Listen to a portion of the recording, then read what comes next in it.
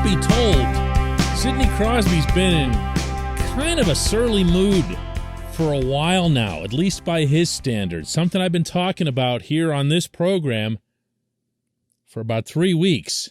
Well, last night, the St. Louis Blues paid a pretty heavy price for making him that much surlier. Good morning to you.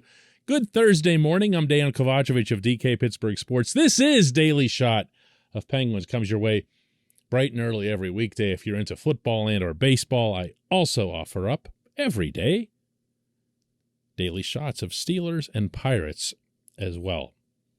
Penguins roared back to beat the Blues 5-3 in what just might have been their most complete performance of an already really impressive first 32 games. I can't stress enough the extent to which this team took the action to a very good St. Louis team, and the Blues had just gone 7-1-1 in their previous 9 and won the Winter Classic and everything else. But this wasn't close. I know it sounds like it, and would definitely look like it if you look at the period line score and see that the Blues were up 3-1, but there were a couple underlying variables in there, both of them related to goaltending, meaning that on one end, Jordan Binnington was stopping everything, and on the Pittsburgh end, Casey DeSmith was stopping nothing. So when Mike Sullivan yanks DeSmith out of there, and rightly so, all that the Penguins did was to keep going and to just keep plugging away and firing away. And they did that again and again and again until finally they started getting some pucks past Binnington. And even then, he stayed really good. He kept making big saves, point-blank stuff. But that's when Sid just took the game over. He was the one who went into the St. Louis zone midway through the second period, collided with big Finnish defenseman they have, Niko Mikkola, and Sid was the aggressor in going after Mikkola, first with a slash, then with a cross-check, and then Mikkola comes back at Sid with his gloves into his face, cuts Sid on the bridge of the nose, and the crowd's loving it, and Brian Dumoulin and the rest of the Penguins come in when they saw Sid was tangled up with somebody, and everyone got a little bit fired up, old school-ish, you know? But even before that, you could tell Sid was really, really driven in this game. But this was at a different level. This was the old Sid who you would always tell yourself when you were on the other team, don't make him mad. Don't make him mad. Well, they made him mad. Yeah, I mean, we knew it was going to be a physical game. They don't give up a lot of space. And, it's one of those plays just kind of escalates. You don't expect it. And, it's emotion and intensity, and that's the kind of game it was here tonight. So you just want to respond the right way. And, it's a tough team to come back on. They don't give you a lot. And I thought we responded really well. He's not very good at sounding mad, is he? Well, don't let that fool you. This portion of Daily Shot of Penguins is brought to you by the good people at the Greater Pittsburgh Community Food Bank, where they're committed to providing food for all of our neighbors in need across Western Pennsylvania.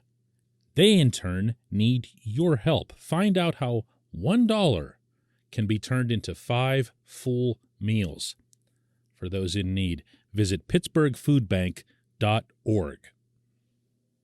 So since Mikkola and Sid were both sent off with curious call of coincidental slashing minors, both came out right around the same time, and conveniently enough, Mikkola was on the rink whenever Sid went soaring down the left side of the St. Louis zone, found Brian Rust alone in front, and Rust just nailed a top-shelf wrist shot behind Binnington. Binnington wasn't going to stop this one.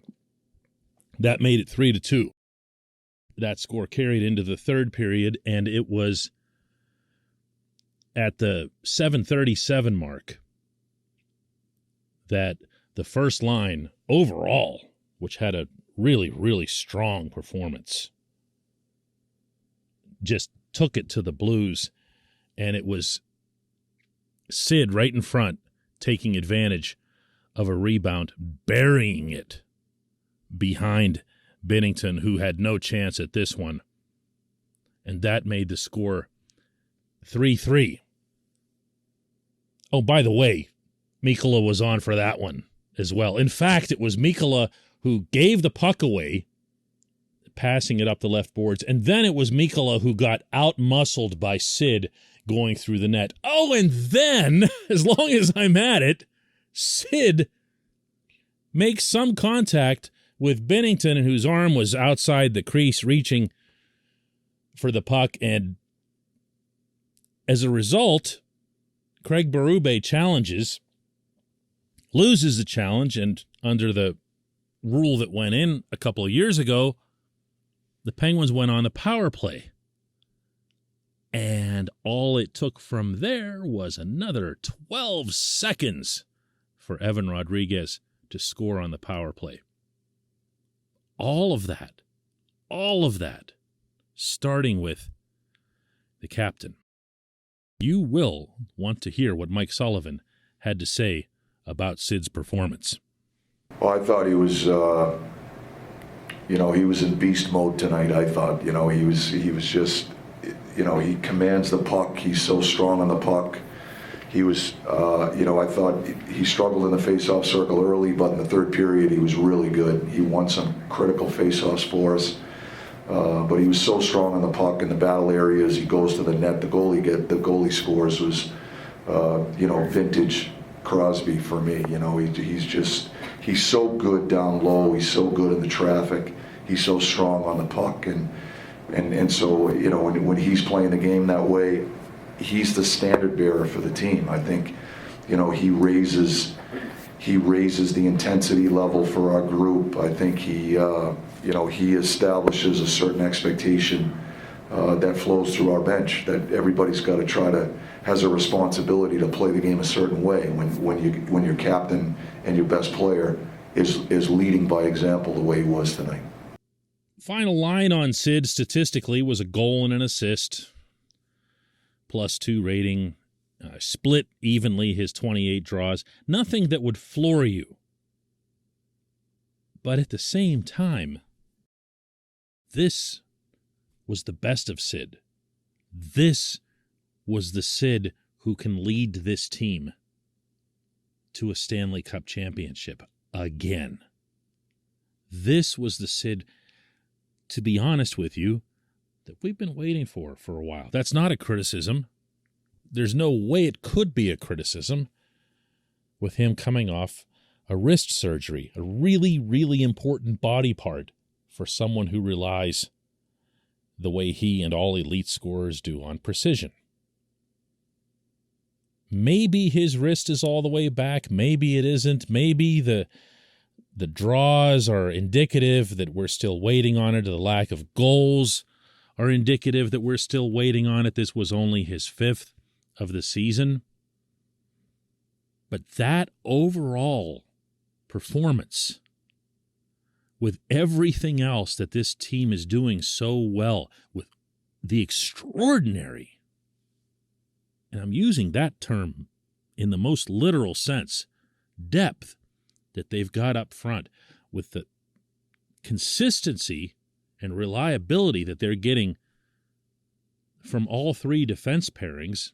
Mike Matheson was outstanding last night again, by the way. That's 2 games in a row for him. And then Tristan Jarry coming in as ice cold as you can possibly get, not having been in an NHL game since December 19th, called on in relief in the middle of the second period, not letting up a single goal to what I'll repeat is a really good St. Louis team. Man, it's hard not to think big about this group. It just is. They might benefit from not thinking that way because they're playing a certain style that isn't necessarily the most glamorous and that does require a measure of humility. But that's working. And once this team completely embraces, if they haven't already, the connection between playing that way and the success that they're having, look out. Look out. When we come back, just one question.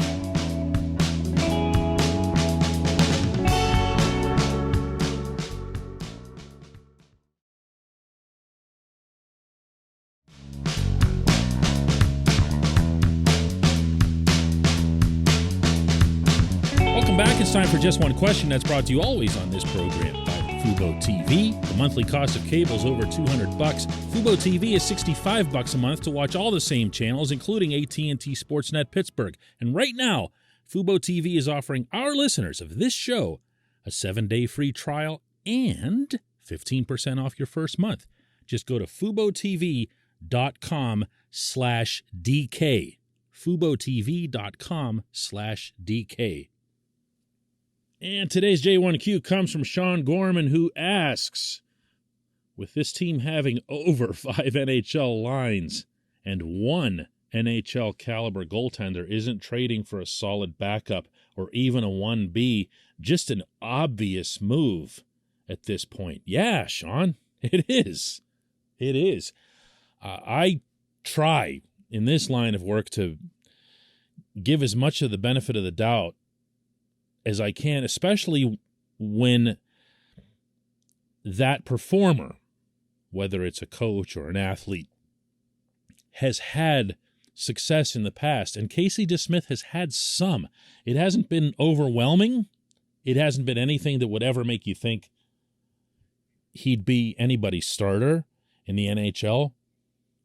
But there have been occasions, as recently as last season, where he looked like a very good, solid NHL backup, whether he was used for a sustained span or whether he was just coming in after 2 weeks of sitting.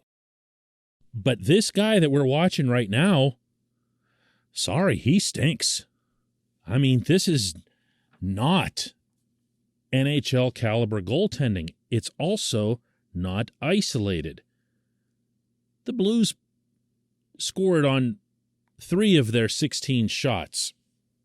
All 3 were upstairs, which is where everyone's going to shoot on him because he's one of the NHL's smaller goaltenders.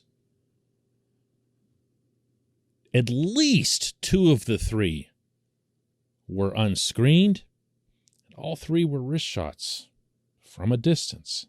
Those are exactly the kind of goals that he gives up. Teams know exactly how to beat him. Send a body or 2 to the net and just go ahead and fire away. It's not that he's not going to stop it. More often than not, he's not going to see it. Now, he did see the first one by Braden Shen. And yeah, I mean, it was a goal scorer's shot. But it also was unscreened from 40 feet from a dedicated side of the rink, meaning atop the right circle in the Pittsburgh zone. That's got to be stopped. You got to come out and take that away, especially if you're a smaller guy. Don't stay small. You know, you could say the same for the rest of these goals. Jordan Kyrou got himself a really good chance in the high slot, was left completely alone by Chris Letang, I'm offering here in parentheses, but then didn't even bother getting any closer, trying to make a move. He just snapped it from way up in the high slot and beat DeSmith cleanly upstairs. Colton Parayko, very good defenseman for St. Louis, has always put up points too. Parayko, just let it go from the left point. Zip right over the blocker. The glove side doesn't matter. The blocker side doesn't matter. The size does. And then within that, the lack of aggressiveness to try to compensate for that size. The same stuff that DeSmith had told me, and you might remember this 3 weeks ago, that he saw as a shortcoming early in the season. He blamed it on skates, saying that they somehow took away his aggressiveness. I'm not sure that I understand that. But he was able to get on his toes for one good game against the Ducks. And I was telling you guys the next day, and everyone's going, that's it, yeah, DeSmith is back. And like, no, just hang on. He's going to have to show a lot more than that. Well, he has. He has. He looks like the guy that was struggling at the very beginning. And we can talk about streaks and slumps and hot and cold and everything else, but that ship to me is sailing, and it is sailing fast, because this hockey team cannot enter the upcoming Stanley Cup playoffs with one goaltender and a prayer. That doesn't work, and by the way, it didn't work, because it never had to work in 2016 and 2017 when Jim Rutherford made sure that the Penguins were not 2 deep in goaltenders, but 3 deep.